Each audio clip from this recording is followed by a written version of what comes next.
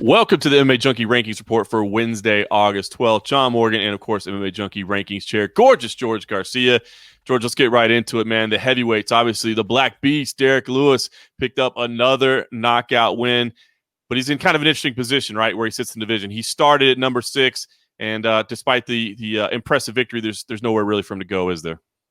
Yeah, it sucks because you really want to move these guys, especially the ones in those big fights that are either for a belt or 5 rounds either way because they're in some sort of a main event. But the fact remains he lost to Junior Dos Santos a little bit over a year ago, maybe closer to 18 months, to be honest. He got finished.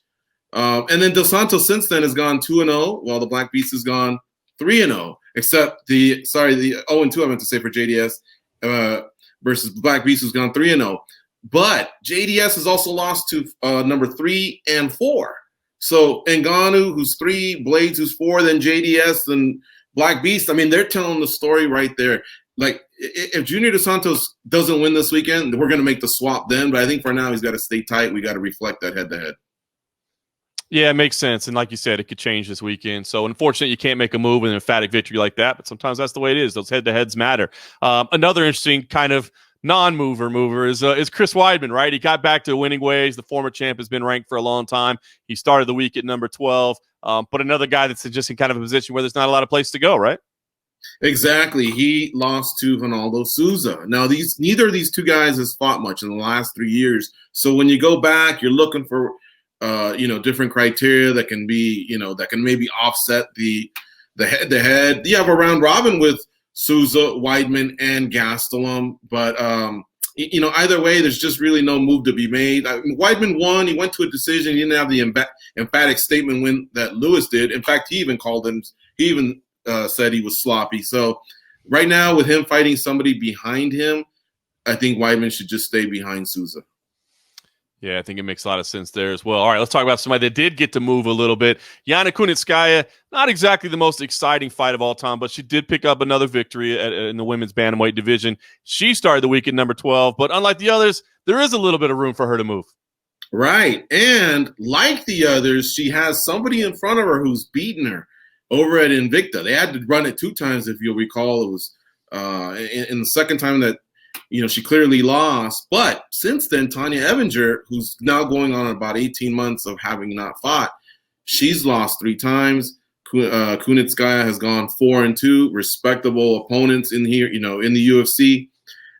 So she's going to not only go past Evinger, she's going to go past Sarah Kaufman, who I'm sure many are going, well, why is she even in there? Look, we don't know what's going to happen now that PFL season has been canceled. She did an interview with us telling us, hey, look, she's going to look to see if maybe she can do some one-offs and maybe participate at 35 because she left off on a good note at 35 with some wins and a belt around her waist. So her future will be determined soon. And then Kat Zingano, same thing. Her last fight was at 45. So I think both of these ladies have to fight soon because otherwise they're just going to be taken off for non-activity. And we're going to put Kunitskaya, from 12 to 9. All right, so finally a little bit of movement to talk about. Then lastly, let's wrap it up with the lightweight division because you had Beneil Dariush who picked up that highlight reel, spinning back fist / spinning forearm. And he's a guy that's been around the rankings for a little bit. He's lurking in our honorable mentions right now. So I want to ask what you do with him. And then also I want to look at Bellator as well because you had Michael Chandler, who it seems like maybe testing free agency. He picked up a big one as well. Another guy that's kind of been in the rankings but isn't now. Talk to me about those two guys. Okay, so we have a situation with Dariush and Edson Barbosa. So Dariush is in the honorable mentions. Barbosa's at number 15. And right away, they fought. Barbosa won. Now, since then, Barbosa has lost 5 of 6, including 1 at featherweight. But still, he's on a poor run. Dariush has won his last 5. He also won 5 in a row, which got him into the rankings to begin with. So when he fell out slowly, but his resume was still stacked. Now add on this fight winning streak. It's impressive. We're going to have to do something that's unusual, and we're not going to reflect the head-to-head. We're going to put Dariush at 15, and Barbosa will dip down to honorable mention. And who knows, if Barbosa does take another contract, another fight booking at featherweight, we may just have to remove him there altogether. As far as Chandler, at one time, man, he was up in our rankings. It was many years ago, but slowly he lost. And it's not because he doesn't have the skills to test himself against the best or call himself one of the best. It's just that Bellator really hasn't challenged him as much over the years. He's also lost the belt, reacquired it, and then recently lost it again. But if he can get over to the UFC, we're not going to forget everything he did to pad his resume. If he can get to the UFC and win, I'm telling you, he's going to charge right up those rankings.